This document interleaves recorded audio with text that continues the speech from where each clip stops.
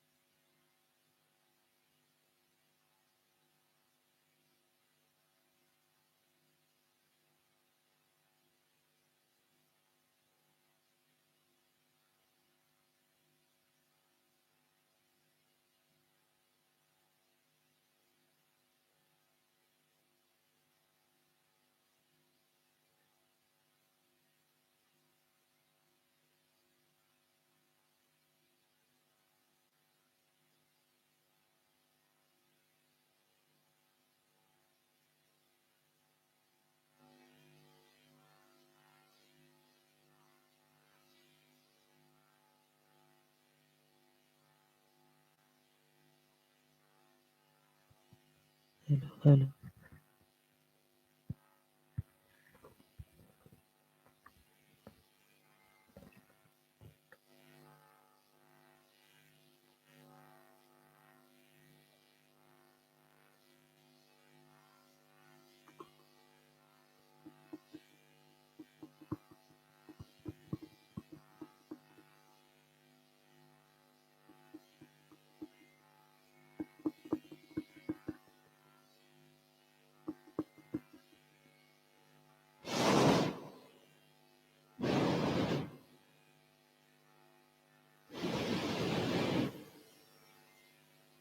जय श्री माता जी।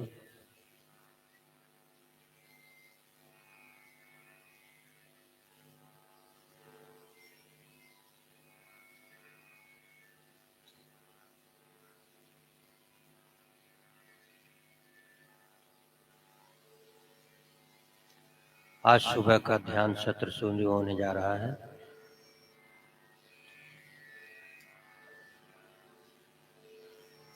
सभी लोग अपने स्थान पर बैठ जाएं।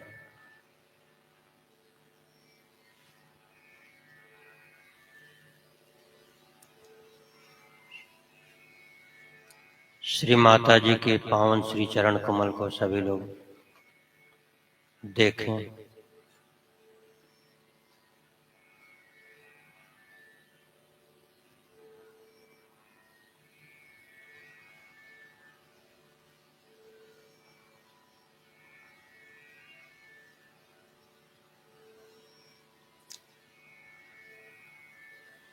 धीरे धीरे अपने आँख को बंद कर लें और अंदर होने वाले परिवर्तन को महसूस करें।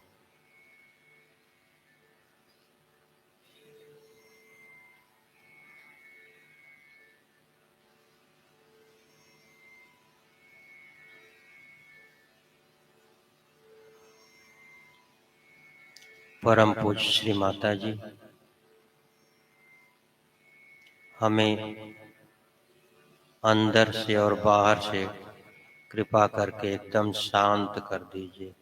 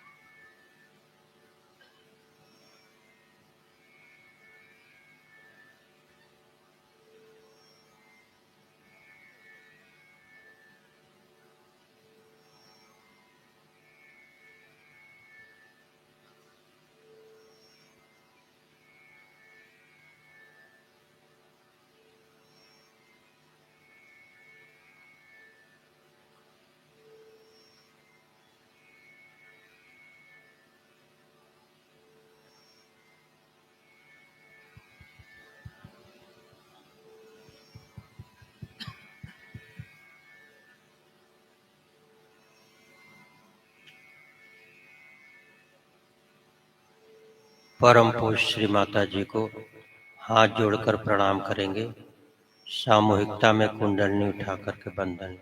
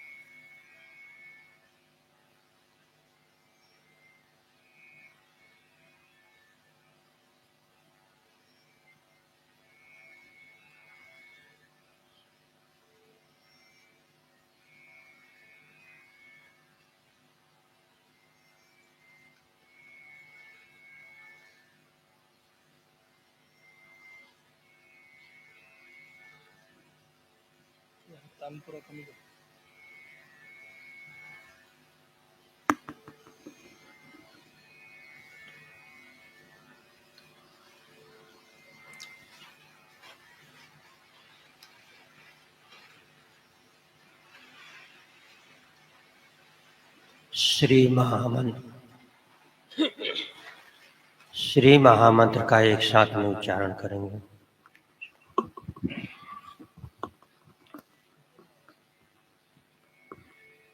ॐ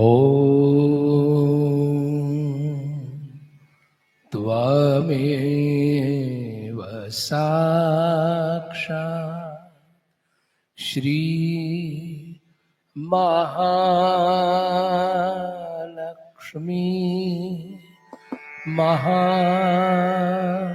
सरस्वती महाकाली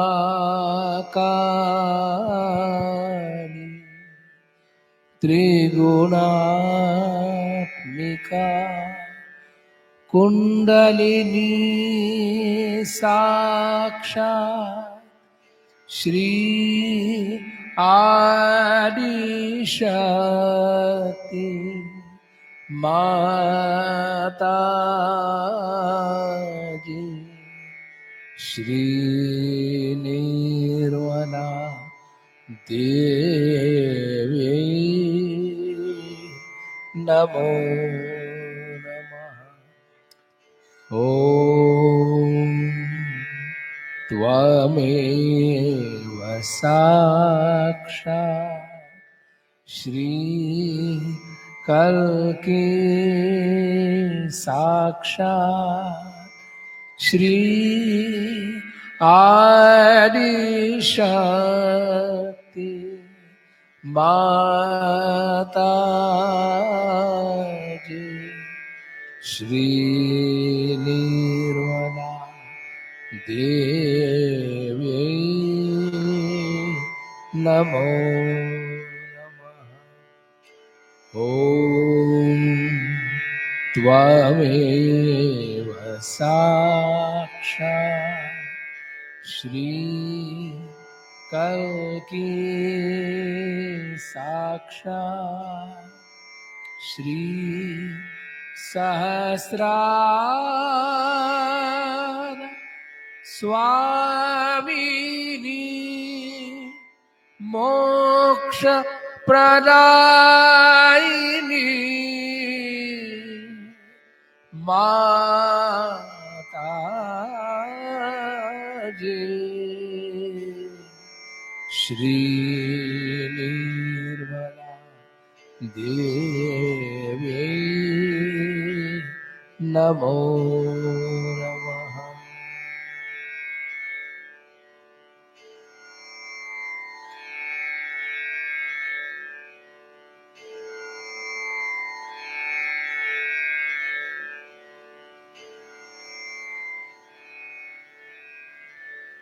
ॐ त्वमेव साक्षात् श्री गणेश साक्षात् श्री आदिशक्ति माता जी श्री निर्मला देवी नमो नमः।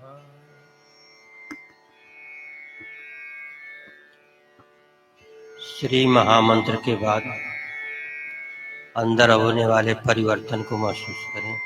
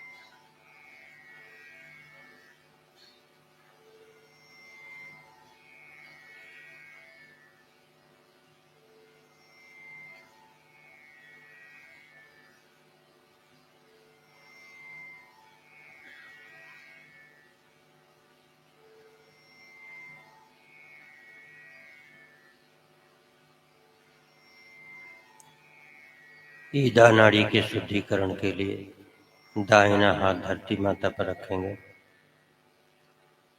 बायां हाथ गोद में रखेंगे।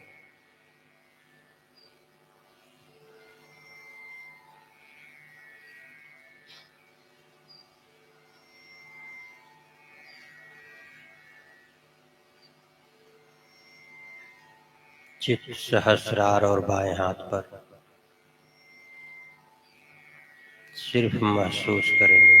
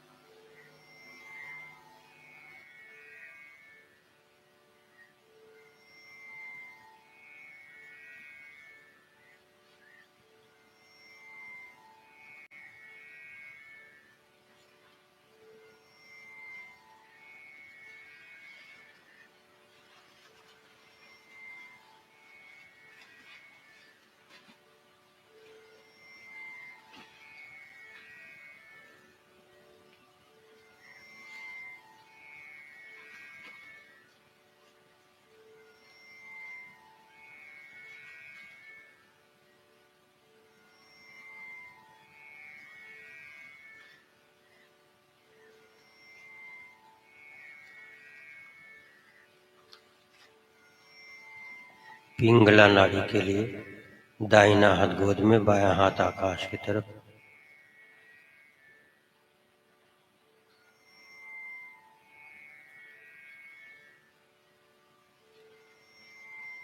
चित दाहिना हाथ सहस्रार।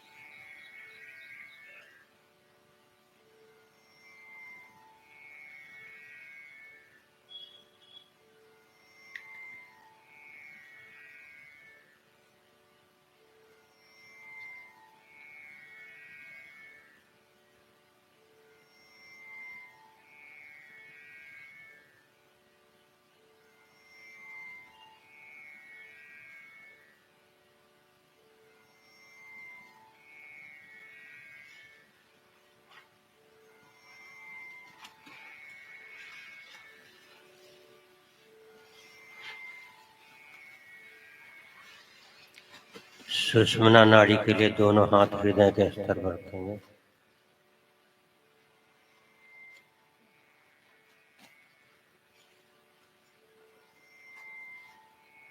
संतुलन की अवस्था को महसूस करेंगे।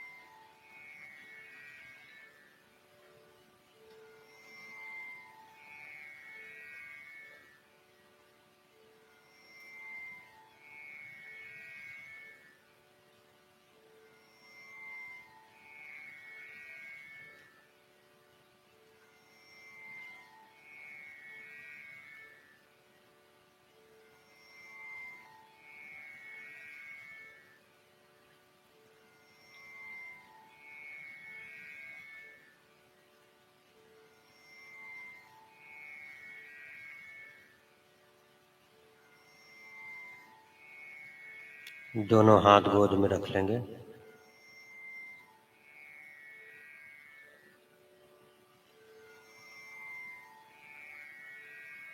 पाँच मिनट के लिए ध्यान।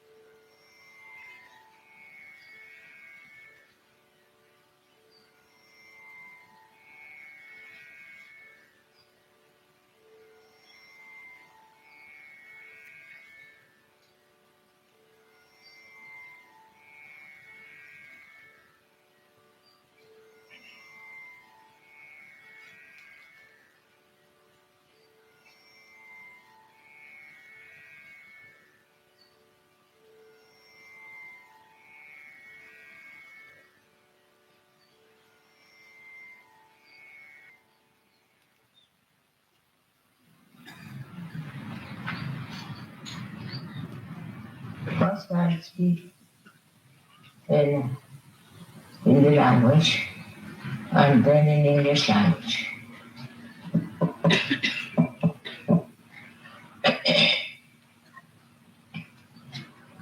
आज हम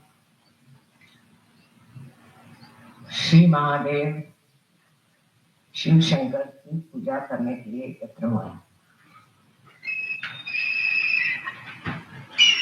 शंकर जी के नाम से अनेक व्यवस्थाएं दुनिया में हो। आदि शंकराचार्य के प्रसार के कारण शिव जी की पूजा बहुत जोरों ने मनाने लगे और दक्षिण में तो दो तरह के पंथ तैयार हो। एक जिसको शैवाइट्स कहते हैं और दूसरे जो वैष्णवाइट्स कहते हैं। अब शैवाइट माने शिव को मानने वाले और वैष्णवाइट जो विष्णु को मानने। अपने देश में विभाजन करने में हम लोग बहुत होशियार, भगवान के भी विभाजन कर डालते और फिर जब उसको एकत्रित करना चाहते हैं तो और उसका विद्रूप रूप निकल आता है। जैसे कि एक अय्यप्पा नाम का नया निकल आया है मामला, वो बहुत गलत चीज है और उसमें ये दिखाया है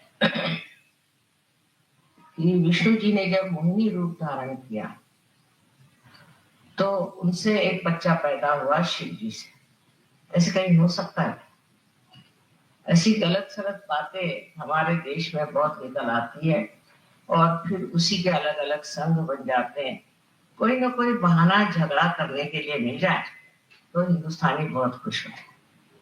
अगर उनके पास झगड़ा करने के लिए कोई चीज नहीं हो तो वो कोई ना कोई कल्पना से ही चीजें निकालते रहते हैं। सो ये दोनों ही चीज एक दूसरे से इस तरह जुटी हुई कि जैसे सूर्य से सूर्य की किरण, शब्द से अर्थ, चांद से चांद। माने ये कि जो सोपान मार्ग बना हुआ है जिसे हम सुषुम्ना नाड़ी कहते हैं, जो मध्य मार्ग, वो विष्णु का मार्ग है और उस मार्ग से ही हम शिव तत्व पे पहुंचते। तो जो मंजिल है वो है शिव तत्व की, शिव की, और जो रास्ता है वो विष्णु का बनाया हुआ है। इस रास्ते को बनाने में विष्णु ने और आदि शक्ति ने मेहनत की। इसमें शिव जी का कोई हाथ, वो तो आराम से अपनी जगह बैठे हैं, जिसको आना है आए, नहीं आना नहीं। सो इस शिव तत्व को प्राप्त करने के लिए हमें इसी विष्णु मार्ग से जाना चाहिए और उसके लिए जो अनेक चक्र हैं उनको पहले ठीक करना चाहिए। जब ये चक्र ठीक हो जाते हैं तब हमारा विष्णु मार्ग खुल जाता है और उसी के साथ फिर हम धीरे धीरे ऊपर उठने लग जाते हैं। अब इन चक्रों के बारे में मैं तो बहुत बताया था, पर हृदय में भी एक चक्र है जिसको हम कहते हैं लेफ्ट हार्ट। ये हृदय का चक्र नहीं है, ये सिर्फ एक तरह से हृदय जो है वो प्रतिबिंब है, रिफ्लेक्शन है महादेव का। शिव जी का स्थान तो सर से ऊपर है, बुद्धि से ऊपर, विचारों से ऊपर। ऐसे तत्व को प्राप्त करने के लिए सबसे पहले हमें इधर ध्यान देना चाहिए कि हमारा हृदय कितना साफ है। हृदय के अंदर हम अनेक तरह की गंदगी को पाते हैं, जैसे कि हम किसी से ईर्ष्या करना, जैसे कि किसी ने आपके साथ दुष्टता भी की, आपको सताया भी हो, परेशान किया हो, लेकिन उससे ईर्ष्या करने से कोई फायदा नहीं। आपका हृदय अगर स्वच्छ है तो आपका जो आईना है जिसमें परमात्मा का प्रतिबिंब पड़ने वाला है वो साफ रहेगा। लेकिन आपके अंदर अगर ईर्ष्या हो तो वो साफ नहीं रह सकता और उसका प्रतिबिंब ठीक नहीं हो सकता। किसी से भी दुश्मनी मोल लेना, किसी के प्रति भी कुछ किसी तरह का हृदय में गिल्विश रखना या बुरी भावना रखना, ये गलत बात है। इसीलिए ईसा मसीह ने कहा है कि सबको माफ करो। माफ करना अत्यावश्यक। और उनसे पहले भी और बाद में भी अनेक साधु संतों ने यही बात कही कि सबको माफ करो। जैसे ही आप माफ कर देते हैं, वैसे ही महादेव ऐसी चीजों को अपने हाथ में ले लेते हैं। सबसे जो सूक्ष्म शक्ति है वो महादेव की शक्ति, और वो उसको फिर पूरी तरह से दंडित करते हैं, उसको पूरी तरह से पनिश करते हैं। ये महादेव जी का कार्य है, आपका नहीं। और इसलिए आप ईर्ष्या किसी से करना बहुत बुरी बात। पर सहयोगियों भी मैं देखती हूँ कि ईर्ष्या बहुत, सहयोगियों को एक दूसरे से ईर्ष्या हो जाएगी। अब किसी को ट्रस्टी बना दिया, दूसरे को नहीं बनाया, उसको ईर्ष्या हो जाए। उसमें ट्रस्टी वस्टी में कुछ राम नहीं है, तो आप लोग जानते हैं सब झूठी बात है। माने ढकोसला बनाया हुआ है, एक माया जाल फैलाया हुआ है, पर उसमें भी लोगों का दिमाग खराब हो जाता है। और दिमाग किसी का खराब होता है और दिल किसी का खराब होता है। अब मैं क्या करूं, मेरी खुद समझ नहीं आता है कि इतना बड़ा कार्य इतने देशों में चल रहा है, तो कोई ना कोई एक आदमी से तो संबंधित हो सकता है। हालांकि अब धीरे धीरे मामले साफ हो रहे हैं, पर तो आपको हैरानी होगी कि अब भी इसकी बड़ी चर्चा होती है, कौन लीडर है कौन क्या। दूसरी बात, हमारे लिए एक हिंदुस्तानियों के लिए एक वरदान कि ईर्ष्या जो है वो पैसों के मामले में होता है। सहयोग में भी पैसों के मामले में बड़ी ईर्ष्या। किसी के पास ज्यादा पैसा है, किसी के पास कम पैसा है। और सहयोग के कार्य करते वक्त भी लोग देखते हैं कि कितना पैसा किसको मिलता है, कौन कितना पैसा देता है। जिसका हृदय पैसे में उलझ गया, वो सहयोग के काम के आदमी ने, क्योंकि उनके हृदय पे जड़वाद, मटेरियलिज्म छाया हुआ। किसी भी तरह के जड़वाद से अगर आप ग्रसित है, तो आपका उद्धार होना बड़ा कठिन है। ये अपने देश की विशेषता है, परदेश में इतना नहीं देखा मैंने, पर यहाँ इसकी विशेषता है। सबसे हम सोचेंगे कि रशिया में और ईस्टर्न ब्लॉक में पैसा कम है, पर उनको बिल्कुल परवाह नहीं, तो पैसे की बात ही नहीं सोचते। पर हृदय इतना स्वच्छ है, इतना स्वच्छ हृदय है, और बड़े स्वच्छ हृदय से ही भक्ति हो सकती। हम लोग तो जब प्रार्थना करते हैं तभी हाथ पैर धोते हैं, नहाते हैं, और हृदय का स्नान होकर के अगर हम प्रभु से ये कहें कि हमारे अंदर की ये जो गंदगियां हैं इसको तुम हटाओ और हमें स्वच्छ करो, तो ज्यादा अच्छा होगा। तीसरी बात जो हमारे यहाँ अंदर है, जो षट्रिपु जिसे कहते हैं, क्रोध को कृष्ण ने बहुत जोर दिया है कि क्रोध सबसे खराब चीज है। क्रोध से ही सब चीज आती। एक बार आदमी क्रोध करता है, फिर उसको सम्मोह हो जाता है। वो फिर सोचता है कि मैंने क्यों कहा, नहीं कहना चाहिए था, ये नहीं वो नहीं, पर वो आपे में नहीं रहता। जब उसे क्रोध आता है, क्रोध में वो आपे में नहीं रहता, आपे से बाहर हो जाता है। और जो मुंह में आए सो बकता है, उसका कोई अर्थ नहीं, या इतने दिन की जो मैल अपने हृदय में समाये हुए हैं वो उसके मुख से निकलते। इस क्रोध को बचाना चाहिए। ये किस लिए क्रोध आता है, इधर गर्चित कर दिया जाए कि हम क्यों क्रोध। फिर कुछ लोग हैं वो व्यक्ति मात्र से करते हैं, कोई एक समाज मात्र से करता है। इस तरह से अनेक तरह से लोग क्रोध को करते हैं।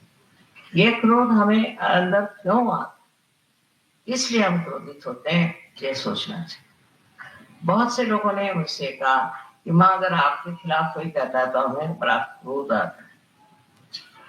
मुझे तो हंसी आती, अगर कोई मेरे विरोध में कहता तो सच कहते हैं मुझे हंसी आती, क्योंकि इसमें कोई अर्थ ही नहीं मेरे विरोध में कहने की। ऐसी कौन सी बात है, मैं तो प्यार करने जा रही हूँ और मेरे विरोध में बोल रहा है तो करे।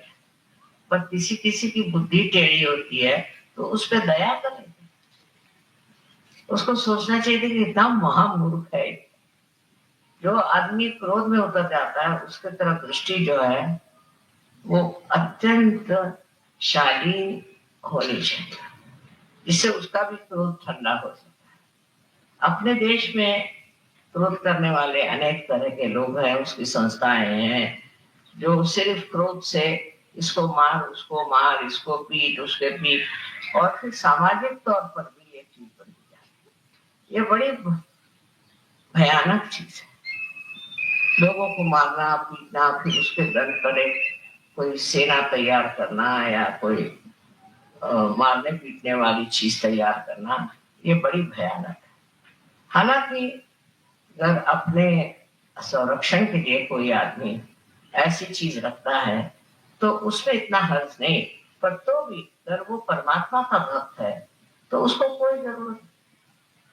ऐसा आदमी हमेशा संरक्षण, जिसको अंदर श्री महादेव का वास है, उनको कौन हाथ लगा सकता है, उनको कौन नष्ट कर सकता है। कुछ भी करो, कितना भी उनको सताओ, तो भी वो इंसान नष्ट नहीं, लेकिन जो उनको सताएंगे वही नष्ट हो जाए।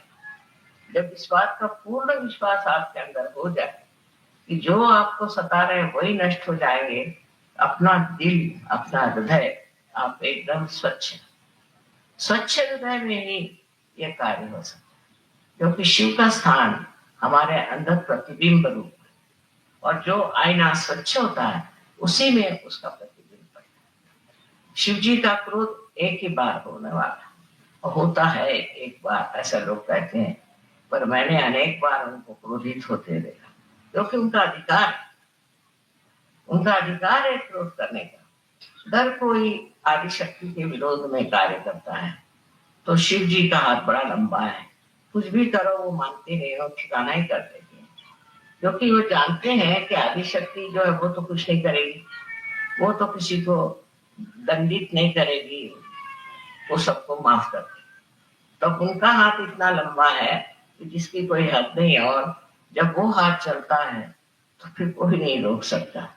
उनसे आगे कौन बोले, उनके आगे भी मर्यादाएं हैं, इसको आप उठा नहीं सकते, बढ़ा नहीं सकते।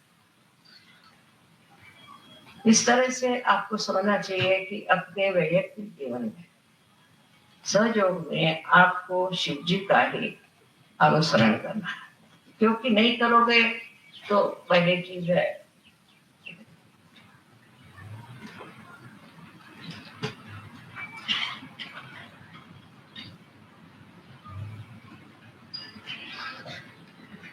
हार्ट की बीमारी हो जाए। ये पहली चीज है, हार्ट की बीमारी। इसमें दो तरह से खेल होता है, एक तो अति क्रोध से हार्ट पकड़ जाता है, और दूसरा है कि क्रोध के बाद पश्चाताप हो तो आपके अंजाइना की बीमारी हो जाती है। इस प्रकार दोनों ही चीजें बेकार है, पर कहने से क्रोध नहीं जाता। ये तो एक शराब जैसी चीज है, आदत हो जाती क्रोध करने की, उसी में मजा आता है, बस मुंह फूलने लग जाएगा और गुस्सा आने लग जाएगा, आप उसको कंट्रोल नहीं करना। तो मैंने ये सोचा कि अगर शीशे के सामने बैठ के आप क्रोध करें अपने ऊपर, अपने को दो चार सुनाए और शीशे के सामने बैठ के ये कहें कि मेरे जैसा महामूर्ख कोई नहीं, तब ये क्रोध शायद ठंडा हो। ये भी मैं शायद ही कह रही हूँ, क्योंकि कभी कभी ये समस्याएं इतनी उलझी होती हैं कि उसको समझाना बहुत मुश्किल।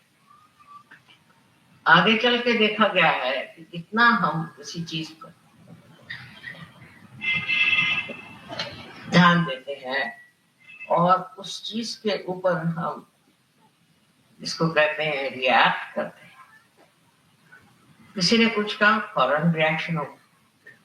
ये प्रथा ज्यादा विदेश में, जैसे ये कारपेट बिछा, फौरन कह देंगे कि आई don't like it, I like it. ये कौन होते हैं आप कहने वाले? हर एक चीज को आजकल की फैशन है, I like it, I don't like it. हर एक आदमी, जैसे कोई बड़ा भारी चिकित्सक है जो कहेगा कि मुझे पसंद है, मुझे पसंद है, ये कहना ही नहीं है। ये कहना ही आपके आज्ञा का लक्ष्य है कि आप अपने को समझते क्या है कि आप उसको कहते हैं ये मुझे पसंद है, ये मुझे पसंद है। कोई भी चीज को पसंद नापसंद करने का आपको कोई अधिकार नहीं। किसी बेचारे ने बढ़िया तरीके से, समझ लीजिए, आपके लिए फूल दिया, तो आप कहेंगे साहब मुझे ये फूल पसंद है। उसके पीछे छिपी हुई उसकी भावना को आप इसलिए नहीं समझ पाते कि आपके अंदर शिव तत्व है। एक छोटी सी भी चीज हो, अगर किसी ने गरीब ने आपको दी है, तो उसको आप अगर उसकी भावना को पीछे समझ नहीं पाते, किस प्रेम से वो चीज लाए। इसके लिए हमारे यहाँ सुदामा का उदाहरण दिखाया गया है कि वो एक कुरमुरे लेके पहुंचे थे उनके पास में, और उनका कितना मान श्री कृष्ण ने किया।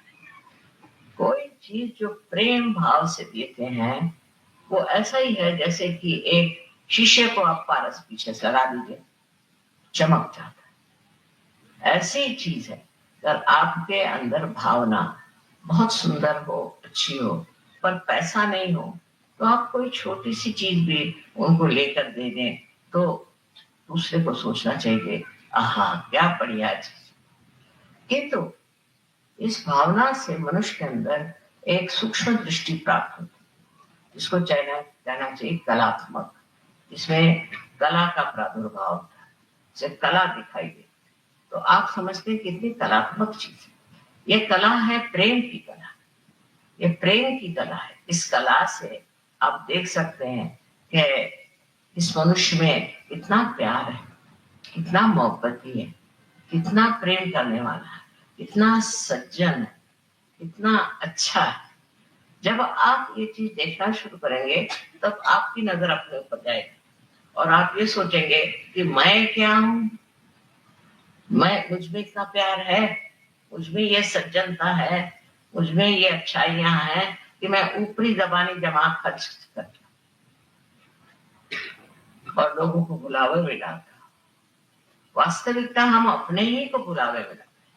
जब हम गलत काम कर रहे हैं, गलत तरीके से रह रहे हैं, जब हमारे जीवन में पूरी तरह की गलत गलत धारणाएं बनी हुई हैं, तो हम किसी को भी सुख नहीं दे सकते और अपने को तो बिल्कुल ही नहीं दे सकते। इसलिए स्वार्थ की दृष्टि से भी, स्वार्थ शब्द बड़ा सुंदर है, स्व का अर्थ जानना चाहिए। स्व माने आत्मा, उसका आप अर्थ जाने। अर्थ जानने के लिए शिव जी की पूजा लोग करते हैं, पर मैंने देखा कि शिव जी की पूजा करने वाले लोग बड़े गुस्से वाले, बड़े क्रोधी, बड़े कंजूस और न जाने क्या क्या होता है। शिव जी जैसे दाता कोई नहीं, शिव जी जैसे प्रेम करने वाला, जो ये प्यार का स्रोत है, जो आज बह रहा है, ये शिव जी के चरणों की लीला है। उन्हीं के वजह से ये कार्य हो रहा है कि मनुष्य प्यार में डूबा जा रहा है। सहयोग के बाद, सहयोग के बाद जब आप स्थिति वो हो जाती है तो आप जीवात्मा कहना चाहिए, या आप अटेंशन जो है, चित्त जो है, वो शिव जी के चरणों में लीन हो जाता है। और शिव जी के चरणों में लीन होते दिने, उसके बारे में नहीं पता, अपने आकाश में। आकाश तत्व का ये है कि जब मनुष्य सूक्ष्म स्थिति में जाता है तो उस सूक्ष्म आकाश को भी प्राप्त करता है। वो आकाश जो कि ईथर को चला, उस आकाश को चलायमान भी करने की जरूरत है। अगर किसी को कोई तकलीफ होती है, कोई परेशानी होती है, तो वो सब जगह व्याप्त, हर जगह वो आकाश तत्व जो तत्व में व्याप्त, फौरन आपका असर वहां पहुंच जाता है जहां जरूरत होती है। बड़े कमाल पर होता है और हुआ है, और इसी को लोग चमत्कार कहें, पर ऐसी बात नहीं। सहयोग में अगर आप शिव तत्व में जागरूक हो जाए तो आपके अंदर के कितने सूक्ष्म सूक्ष्मतर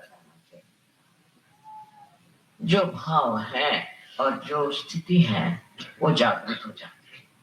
इसलिए चाहिए कि हम लोग पहले अपने दिल को साफ। अब दिल के साफ करने में मैंने आपसे 3 रिपुओं की बात कर दी। अब चौथा रिपु जो हमारे अंदर है वो है मद। मद माने घमंड।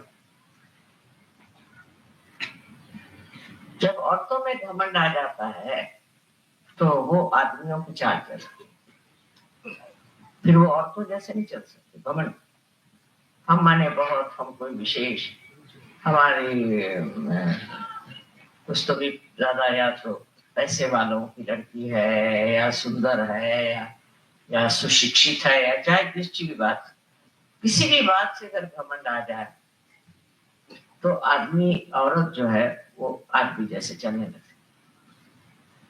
और जब आदमी को घमंड आता है तो औरतों जैसे चलने लगती। माने बनता ठनता है बहुत, शीशे के सामने घंटों बैठता है, बाल बनाता है, ये करता है, वो करता है, सब औरतों के धंधे करता है। बनना ठनना औरतों का काम है। चलते वक्त भी सीधे नहीं चलता, एक विशेष रूप से चलता है। तब पीछे से देखो तो लगे कोई औरत चली जाएगी, मर्दाना पकड़।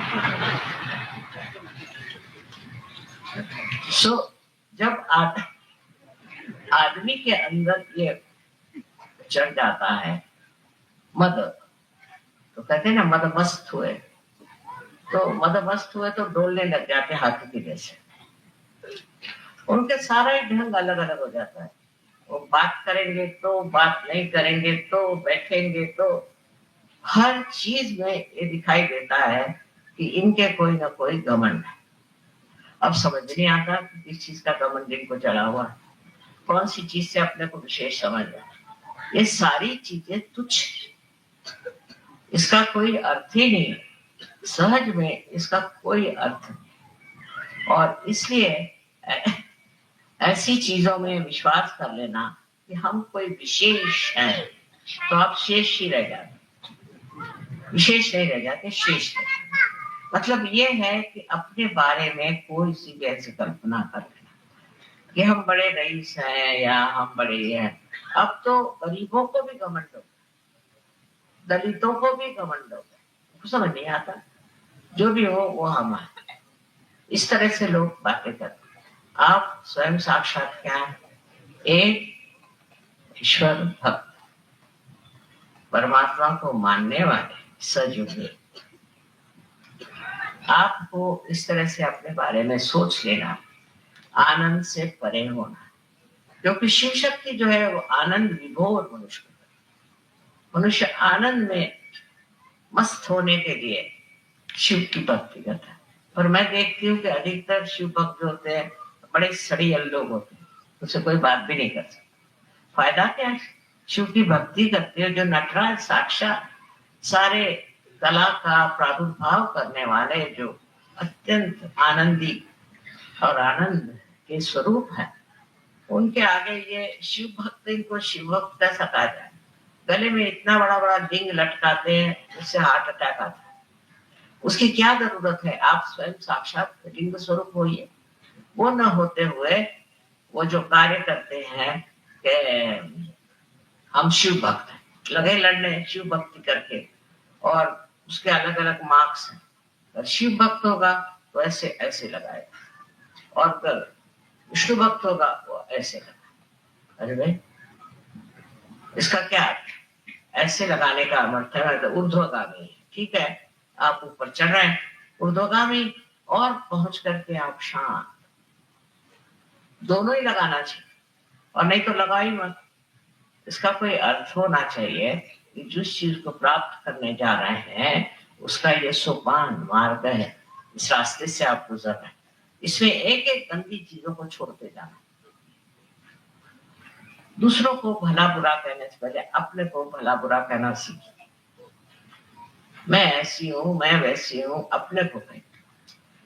जब आप अपने को कहना शुरू करेंगे तो आप देखिए सारे भूत भाग जाएंगे, क्योंकि ये सारे भूत हमने इकट्ठे किए हैं खुद ही सोच सोच के, अपने आज्ञा से, अपने आज्ञा बढ़ते गए, उससे भूत इकट्ठे होते गए, दिमागी जमा खर्च हो गया, और आदमी बहुत क्लेशदायी दुखदायी हो जाता है।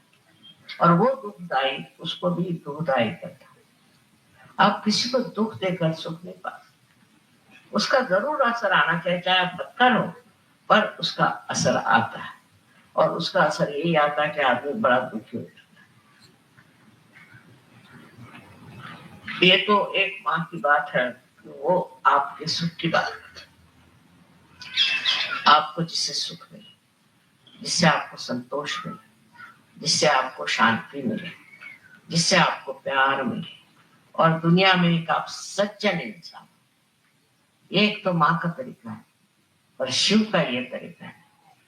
शिव एक हद तक चलते हैं, नहीं तो ऐसा तड़ाकते हैं कि मैं घबराती रहती हूँ कि अब ये आदमी किधर जा रहा है, अब इसका होगा क्या, ये कहाँ पहुंचेंगे, इसको क्या कर रहे हैं। उनको उनको ये उनके अंदर ये नहीं है कि चलो भाई इनको ये बहुत खराब है, बुरे हैं, तो माफ कर। हाँ, माफ करने योग्य हो तो माफ करते हैं, और जो उनकी बहुत तपस्या करता है उनको भी वो वरदान देते हैं। पर जो आदमी मूलतः बेसिकली जो ठीक नहीं होना चाहता, उसको वो ठीक कर देते, ये बात सही। इसलिए उनसे डरना भी चाहिए। को भयंकर भी इसलिए कहते हैं, जब बिगड़ते हैं तो वो किसी को भी नहीं छोड़ते। पर उनका सबसे ज्यादा जो बिगड़ना है वो तब होता है जब अंत का, कहते हैं ना कि रात्रि ऐसी आएगी कि सब नष्ट हो जाएगा। उस टाइम में वो अपने क्रोध से सब चीज नष्ट कर देते। ये समय तब आता है क्योंकि मैंने आपसे कहा था कि ये आखिरी निर्णय है, लास्ट जजमेंट है। इसमें आप कौन से रास्ते पे जाते हैं, कहाँ जाते हैं, क्या करते हैं, ये सब पूर्णतया आपके अंदर लिखा जाता है। आपका जैसे कच्चा चिट्ठा बन जाए, और उसी के अनुसार आप चाहे स्वर्ग में जाएं और चाहे आप नर्क में जाएं। नर्क में भेजने वाले तो शिव जी, मैं नहीं, मुझे कोई मतलब नहीं नर्क से, लेकिन शिव जी को है, वो खींच के आपकी टांग आपको नर्क में डाल देंगे। फिर आप ये ना कहें कि मैं तो माँ का बड़ा वर्शिपर हूँ और मैं माँ को मानता हूँ, तो मुझे क्यों ये ऐसा हो। इसका कारण मैं नहीं, इसने एक बार मुझे माँ कह दिया, उसके लिए मैं कभी कुछ बुरा नहीं सोचती। पर शिवजी की मर्यादाएं अगर मैं हूं तो मेरी मर्यादाएं भी वो। बट इस मामले में सबका दोनों का स्वभाव बिल्कुल विपरीत होने के कारण आपको बहुत समझ करते हैं। और ईसा मसीह में भी जो 11 रुद्र हैं वो भी यही है।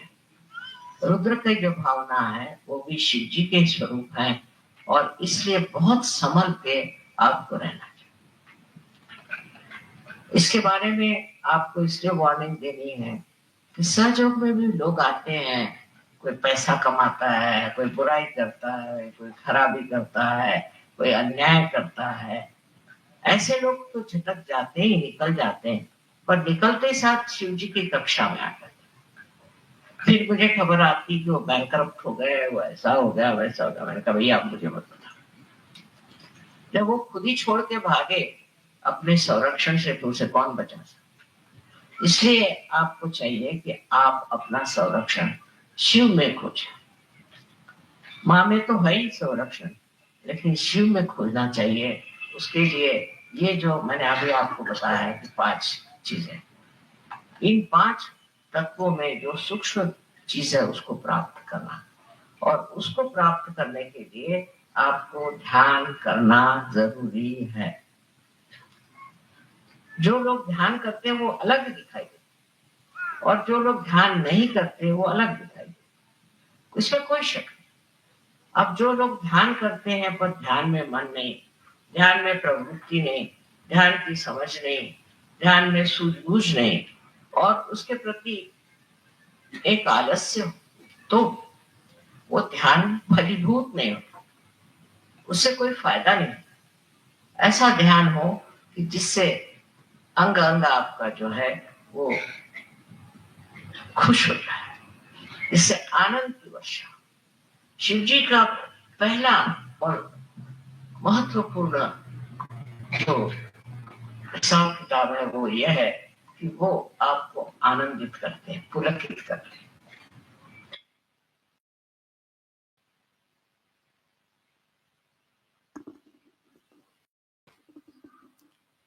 जय श्री माता जी। सभी लोग ध्यान में रहें।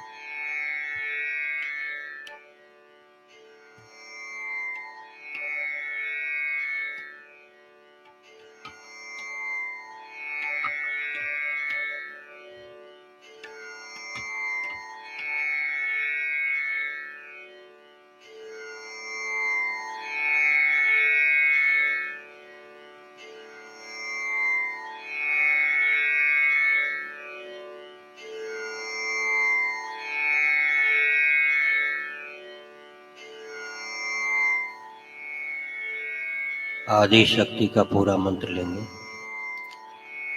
ओम त्वमेव साक्षात् श्री आदिशक्ति माताजी श्री निर्मला देव्यै नमो नमः।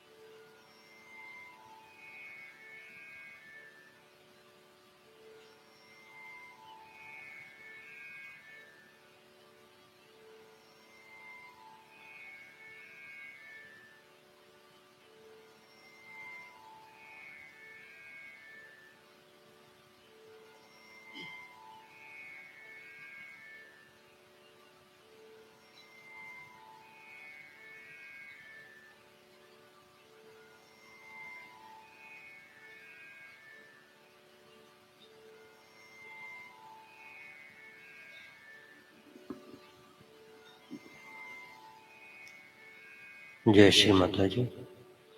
सभी लोग कुंडलनी उठाकर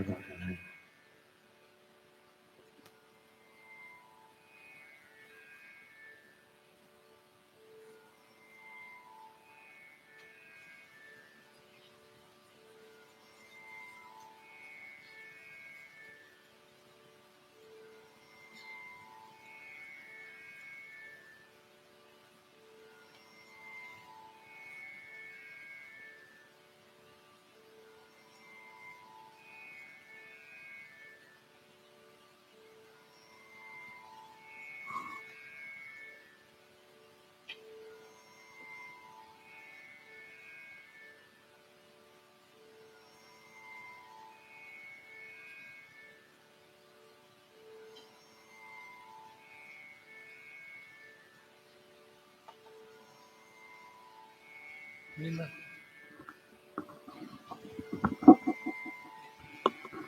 वरती लावली थोडीशी.